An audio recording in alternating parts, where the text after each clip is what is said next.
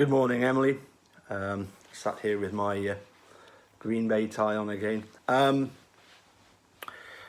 Like I've said many times, some people, I think, regard certain journalists as being in favour or against Steve and Brendan.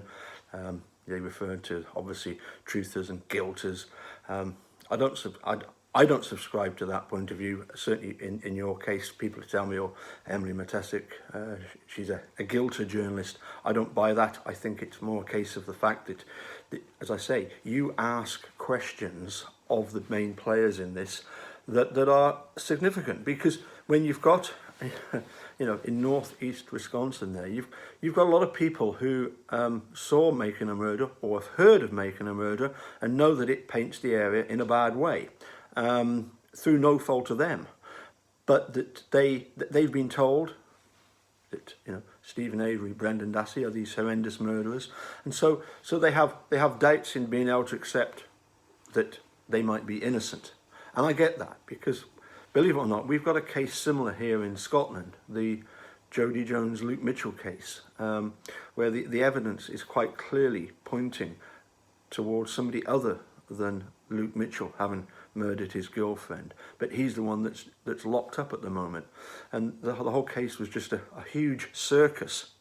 They just wanted to blame Luke Mitchell. The case has many similarities, believe it or not, with the West Memphis 3 case, where Damien Eccles was presented as being this horrendous satanic worshipper. But anyway, I digress. What I wanted to tell you was that in the not too distant future, we're going to be doing YouTubers, myself and several others.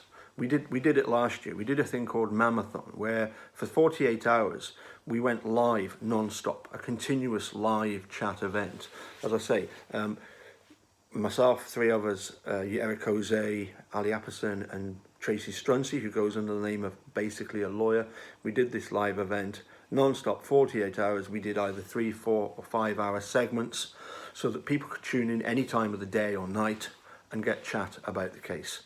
I would like you to consider this a personal invite to, if you have a spare 10, 20, 30 minutes at any point over those 2 days, morning, evening or night, to just come on and chat with the host at that time, just a little bit about how the how the case was being reported back then, or anything else that you'd like to talk about.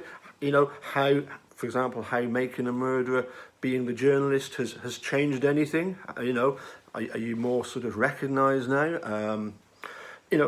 Really up to yourself to come on and just spare us 10, 20, 30 minutes of time just to give us some thoughts.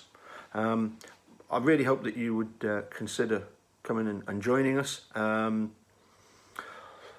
Last year, total views were, I'm going to say, in excess of 20,000 for the weekend. Off the top of my head, I'm sure that's what it was. It was huge though. It was to use an often used word, phenomenal. So please do. We don't have a date yet. This is really just an invite to see if you would be available and interested to come on and have a chat with us. As I say, it wouldn't be a case of trying to badger you into into your thoughts about the guilt or innocence of Steve and Brendan. Definitely not. That's not what you're a journalist. You're there to cover the case and to ask sometimes the awkward questions that need to be asked from the point of view of your viewers and readership. Anyway, I won't keep you any longer. Hope you don't mind me doing this series of videos, chatting with you. It's I realise that by chatting to you, we're sort of I'm getting to a slightly different audience as well. So anyway, best wishes from Scotland, and hopefully catch you soon. Bye for now.